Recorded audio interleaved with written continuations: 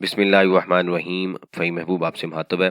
आज का जो टॉपिक है इसमें विदहोल्डिंग स्टेटमेंट का चूँकि लास्ट क्वार्टर है उसकी 20 जुलाई तक हमने फाइलिंग करनी है, उसके ऊपर हम डिस्कशन करेंगे और पॉसिबल है कि इसके ऊपर एक्सटेंशन भी आए, लेकिन फ़िलहाल हम ये कंसीडर कर रहे हैं कि एक्सटेंशन नहीं है और 20 जुलाई लास्ट डेट है और हमने इसकी फाइलिंग करनी है। तो फाइलिंग करने चूँकि लास्ट क्वार्टर है, इससे पहले भी हम लेक्चर देख चुके हैं, तो अभी हम ये डिस्कस करेंगे कि कौन सी ऐसी इंपॉर्टेंट 3 चीज़ें हैं जो हमने कंसीडर करनी है, डिस्कस करनी है before filing of last quarter withholding statement. तो सबसे पहली जो चीज़ है वो अभी आप सबको अंदाज़ा है कि जो स्टेटमेंट की जो लास्ट डेट है वो क्या है, 20 जुलाई। तो 20 जुलाई तक हमने जो स्टेटमेंट है ये फाइल करनी है। दूसरी चीज़ जो सबसे इम्पोर्टेंट है वो क्या है, वो ये है कि ये इस स्टेटमेंट में आप सबको पता है कि हम 149 यानी कि सैलरी का data, payments of goods and contract, rent की जो पेमेंट की होती है, कमीशन एजेंट को अगर हम कोई पेमेंट कर रहे हैं और कोई एडवांस टैक्सेस अगर हम जमा करवा रहे हैं तो इस स्टेटमेंट के अंदर हम सबको रिपोर्ट करते हैं। अब होता क्या है कि स्टेटमेंट चूँकि हम 3 फाइल कर चुके हैं, एक स्टेटमेंट हमने फाइल की जुलाई से सितंबर तक की यानी कि लास्ट ईयर की 2021 की। उसके बाद हमने क्या किया, अक्टूबर से दिसंबर तक की स्टेटमेंट फाइल की 21 की। फिर हमने क्या किया, जनवरी से मार्च तक की जो स्टेटमेंट है 2022 की वो फाइल की। तो अभी हम जो फाइल करने लगे हैं वो क्या है, अप्रैल से जून तक की स्टेटमेंट जो कि 2022 की है। अब इन सब पीरियड्स में चूँकि डिफरेंट जो डाटा है वो स्टेटमेंट के अंदर हम डिफरेंट डाटा रिपोर्ट करते रहे हैं जो कि इन सेक्शन से रिलेटेड था। अब साल के एंड पे जब annual income tax return file करते हैं तो यहाँ पे हमारी सेल आती है। हम छोटे से अगर अकाउंट्स की एग्जांपल लें तो ये कॉस्ट ऑफ सेल है, उसके बाद जीपी आता है और यहाँ पे कहीं पे हमारे पास एक्सपेंसेस आते हैं। अच्छा, अब एक्सपेंसेस में क्या होता है कि जनाब हमने सैलरी को भी रिपोर्ट किया हुआ है, उसके बाद जो वेंडर्स की पेमेंट है, जो अदर एक्सपेंसेस हैं वो भी रिपोर्ट किए हुए हैं, रेंट की पेमेंट भी हमने रिपोर्ट की होगी और जो कमीशन को अगर कमीशन एजेंट को कोई पेमेंट की है तो वो भी रिपोर्ट की है। तो ये देखें, ये सारे सेक्शन हमने यहाँ पे मेंशन किए हैं। इसका मतलब इस एक्सपेंसेस में ये सारे सेक्शंस शामिल हैं। अब फॉर एग्जांपल हमारी विदहोल्डिंग स्टेटमेंट में सैलरी की जो अमाउंट है टोटल, अगर टैक्सीबल अमाउंट की एग्जांपल लें तो वो हमने 120 मिलियन शो की है पूरे साल में। तो हमने ये देखना है कि क्या सैलरी के हेड में अमाउंट 120 मिलियन के साथ मैच हो रही है। पॉसिबल है कि यहाँ पे 120 मिलियन है, यहाँ पे 150 मिलियन हो, क्योंकि बीटीएल सैलरी जो बिलो टैक्सीबल लिमिट सैलरी है वो हम विदहोल्डिंग स्टेटमेंट में रिपोर्ट नहीं करते, हम वही रिपोर्ट करते हैं जिसके ऊपर टैक्स विदहेल्ड होता है।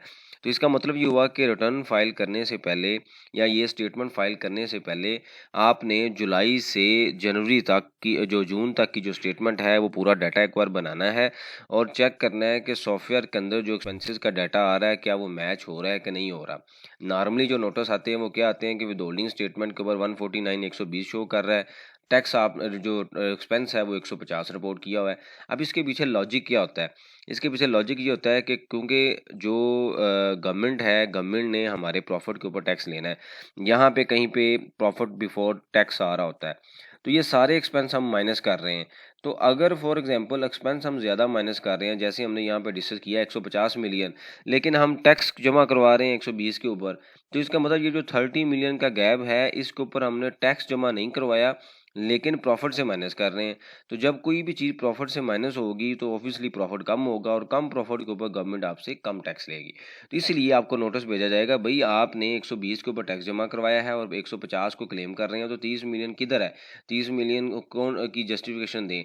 तो आपके पास इसकी जस्टिफिकेशन होनी चाहिए, ये बिलो टैक्सीबल लिमिट सैलरी है या आपने गलती से टैक्स जमा नहीं करवाया, जो भी है आपके पास प्रॉपर इसकी डॉक्यूमेंटेड एविडेंस होने चाहिए ताकि फ्यूचर में जो नोटिस आए तो आप उसका रिप्लाई कर सकें। इसी तरीके से जितने भी एक्सपेंसेस हैं वेंडर्स वाइज, हेड वाइज, जो सेक्शन वाइज एक्सपेंसेस हैं, ये सारे आपने एनालिसिस करना है। इसमें आपका ज़्यादा टाइम नहीं लगेगा, थोड़ा टाइम लगेगा, लेकिन आप अपनी वर्किंग के ऊपर कॉन्फिडेंस होंगे। फ्यूचर में कोई नोटिस आता है, कंप्लाइंस करनी पड़नी है, तो आपके पास डाटा सारा रेडी होगा। तो ये चीज़ आप लाजमी मैनेज कर लें, ये बहुत ज़रूरी है। ये दूसरे नंबर की चीज़ है जो आपने मैनेज करना है। अगर आप ये सही तरीके से अभी इसको कंट्रोल कर लेंगे तो फ्यूचर के अंदर जो नोटिस हैं उससे आप बच सकेंगे। अच्छा, अब बड़ी एक कॉमन जो तीसरी चीज़ है, बड़ी एक कॉमन चीज़ है, वो क्या है, एचएस कोड से रिलेटेड। अब कुछ स्टूडेंट्स के क्वेश्चन आते हैं, जो स्टूडेंट प्रॉपर क्लासेस ले रहे हैं उनके भी क्वेश्चन आते हैं कि जब हमने पेमेंट की, चूँकि 2 चीज़ें हैं, एक है पेमेंट और एक है फाइलिंग, यानी कि विथहोल्डिंग स्टेटमेंट की फाइलिंग। वो कहते हैं जी पेमेंट करते हुए हमने रॉन्गली एचएस कोड सेलेक्ट कर लिया था। फॉर एग्जांपल हमने कोड सेलेक्ट करना था 155 का, तो हमने गलती से सेलेक्ट कर लिया 153 का, या हमने 153 के अंदर ही गुड्स का सिलेक्ट करना था और हमने जनाब सर्विसेज का सिलेक्ट कर लिया। तो जब आप यहाँ पे पेमेंट तो हो जाएगी, यहाँ पे पेमेंट का मसला नहीं है, लेकिन जब फाइलिंग करते हैं तो फाइलिंग के लेक्चर में हमने देखा कि एक एक डाटा हम जब रिपोर्ट करते हैं तो सिस्टम ऑटो टैक्स कैलकुलेट भी करता है, जो उनका अपना कंट्रोल है वो ऑटो कैलकुलेट करता है कि मेरे मुताबिक फॉर एग्जांपल बनता है 10 मिलियन और आप जमा करवा रहे हैं 9 मिलियन, तो इस 1 मिलियन का गैप कौन सा है? इस 1 मिलियन का गैप किस वजह से आता है? एचएस कोड की वजह से या फाइलर या नॉन फाइलर की वजह से। अब क्वेश्चन ये आता है कि मैंने जब पेमेंट की तो मैंने एचएस कोड रॉन्ग सेलेक्ट किया, तो जब मैं फाइलिंग करूंगा तो क्या एचएस कोड जो है वो मैं कौन सा सिलेक्ट करूंगा? राइट वाला सिलेक्ट करूंगा या वही सिलेक्ट करूंगा जो ऑलरेडी मैं दे चुका हूं? तो एक चीज़ याद रखें, बड़ी ज़रूरी चीज़ है कि अगर तो आपकी टैक्सीबल जो टैक्स पेमेंट की अमाउंट है वो ठीक है, तो फिर एचएस कोड हो सकता है एक्सेप्टेबल हो, यानी कि उसके ऊपर हो सकता है फ्यूचर में अगर कुछ मसला भी आता है तो हम जस्टिफाई कर सकते हैं। एग्जाम्पल क्या है कि फॉर एग्जाम्पल 1 लाख की अमाउंट थी और उसके ऊपर आपने 4000 टैक्स डिडक्ट करना था, तो क्या आपने एक है कि ये एचएस कोड इसका है 2288, ठीक है, और इसके मुताबिक अगर आप करेंगे तो ये तो है राइट एंट्री, लेकिन आपने क्या किया जनाब, 1 लाख रुपए की अमाउंट थी, 4000 रुपया टैक्स था, लेकिन सेलेक्ट कर लिया 2289।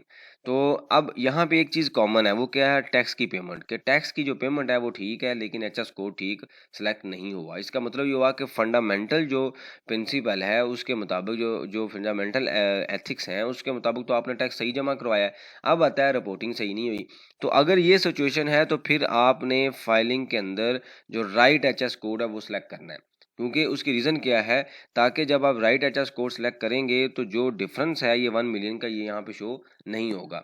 एक सिचुएशन पे मैंने ये बताया था कि हमें जो हम एचएस कोड पहले ले चुके हैं वही हमें लेना है, लेकिन वो उस सिचुएशन में लेना है अगर आपकी टैक्स की अमाउंट ठीक नहीं है। अगर आपकी टैक्स की अमाउंट ठीक है और आपने टैक्स सही जमा करवाया है तो फिर आप यहाँ पे एचएस कोड राइट वाला ले सकते हैं, फिर आपके लिए कोई इशू नहीं है।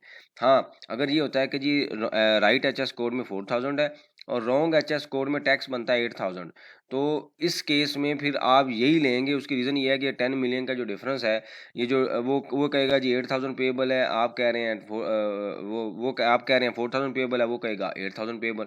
तो 4000 का जो डिफरेंस है वो क्रिएट होगा, उसको मिनिमाइज करने के लिए इस सिचुएशन में हम कौन सा लेंगे? एचएस कोड जो ऑलरेडी हमने फाइलिंग के टाइम पे लिया। दोबारा रिपीट कर रहा हूँ कि अगर टैक्स की अमाउंट ठीक है तो फिर एचएस कोड चेंज कर लें, पहले रॉन्ग सेलेक्ट हुआ है तो फाइलिंग के अंदर सही वाला सेलेक्ट कर लें। लेकिन अगर टैक्स की अमाउंट ठीक नहीं है तो फिर आप वही लेंगे जो आपने पेमेंट के टाइम पे लिया, और फाइलिंग के टाइम पर जो कोड है वो भी वही लेंगे। तो ये 3 चीज़ें हैं जो आपने स्टेटमेंट फाइल करने से पहले, ईएलएन कंट्रोल करने से पहले आपने इसको लाजमी चेक करना है। इसको करने से आपका एक तो क्विक रिकैप होगा पूरे साल का, कहाँ पे गलती हुई है वो आपको आप उसको अंडरस्टैंड कर सकेंगे। हो सकता है आप करेक्टिव एक्शन लें, मेजर्स लें, और ये भी हो सकता है कि आप एक्सपेंस ज़्यादा रिपोर्ट कर रहे हो और आपने टैक्स कम जमा करवाया, तो एटलीस्ट आपको पता हो कि आपने रिटर्न के अंदर इसको किस तरीके से मैनेज करना है। थैंक यू वेरी मच, जज़ाकल्लाह।